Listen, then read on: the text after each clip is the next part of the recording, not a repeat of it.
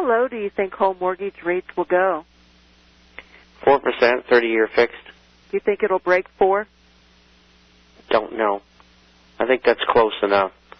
Anybody that can get a loan at 4 to 4.5, depending upon the size and your credit rating, I think that's pretty good. But the problem is twofold. We're going to see further price erosion over the next 3 to 4 years in residential real estate. And that could be, depending upon where you live, anywhere between 5 and 35%, probably averaging somewhere between 20 and 30.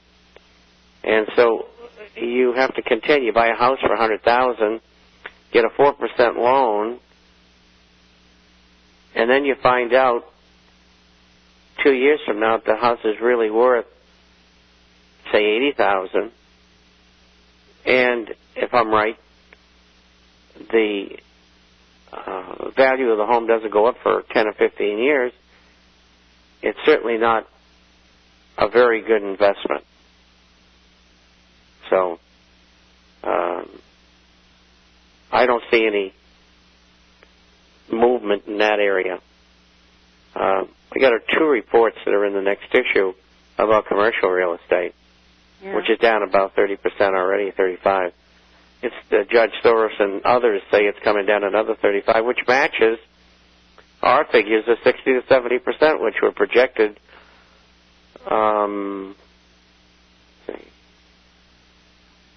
About 2.5, 3 years ago. 3 years ago. People are just catching up. Well, the commercial real estate, I mean, it's just one of the bombs of some of these other bombs that haven't even hit yet, that are coming down the path. Why do the traditional supply-demand market forces not apply the new automobile market in the U.S.? We see deals in the financing component of the auto purchase process, but almost never see a significant price reduction when supplies are high and demand is low. Well, that's because they are doing it differently. Some dealers are giving zero financing for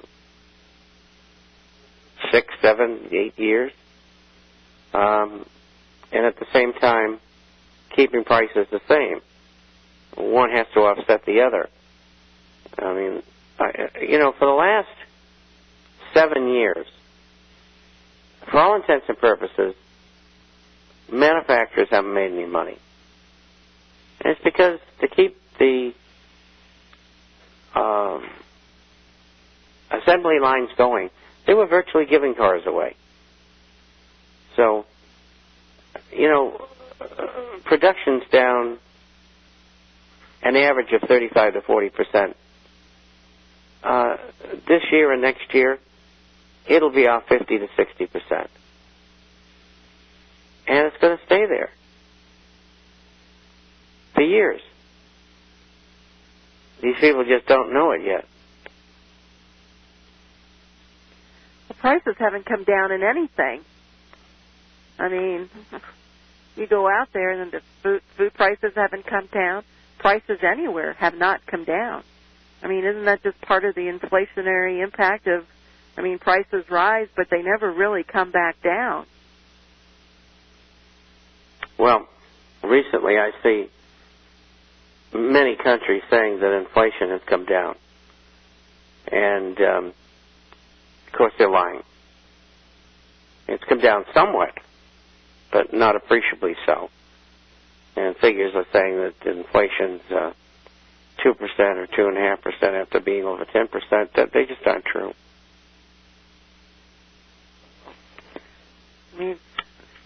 Certainly it's not being filtered down through anything else. This question came in, and folks, if you'd like to send us any questions, you can direct them to Discount Gold and Silver at yahoo.com. Discount Gold and Silver at yahoo.com. Alan Greenspan said that the feds have no control of the money once it left the hands of the member banks, thereby revealing the monstrous goal of the Fed, which is being able to control who does and who does not get credit down to every last individual in America. Geithner is working towards that goal. Congress may be stupid enough to give it to Geithner.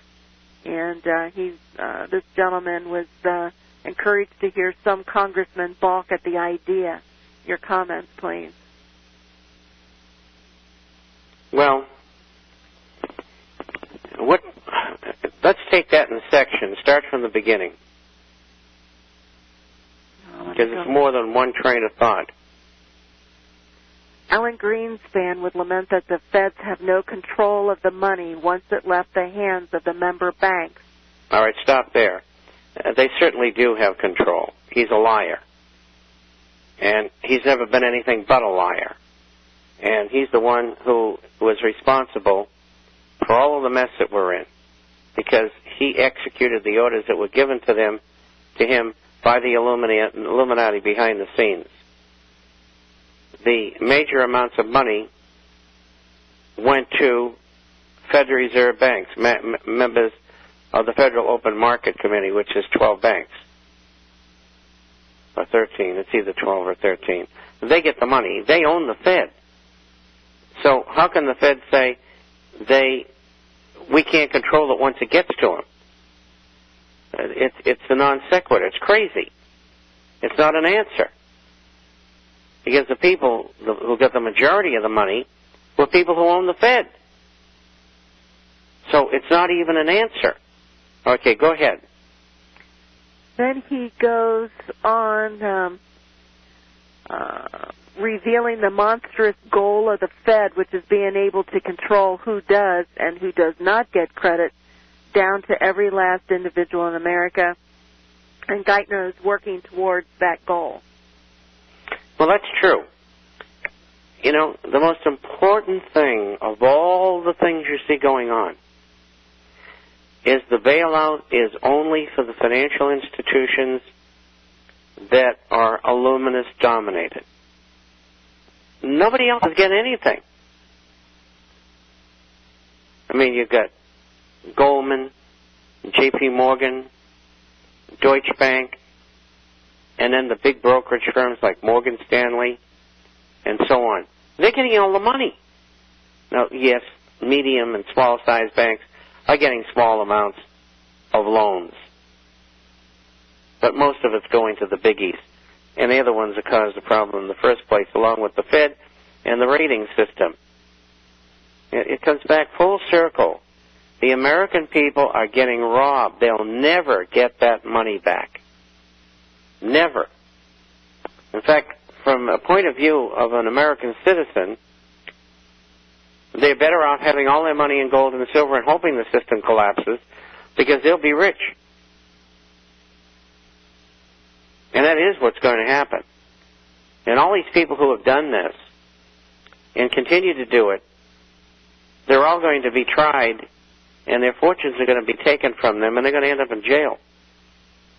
That's if we can keep the mob from killing them all. When I see England, when I see people in London, outside the banks, and outside Parliament, with signs saying, "Eat the bankers," you know there's some serious stuff coming down. And I've published a number of things regarding this, particularly at the universities, and the thought processes that are going on right now. And it's going to get very, very nasty over there. And in turn, the same thing will happen here. And if government thinks they can control it, they're stupid, because they're not going to be able to.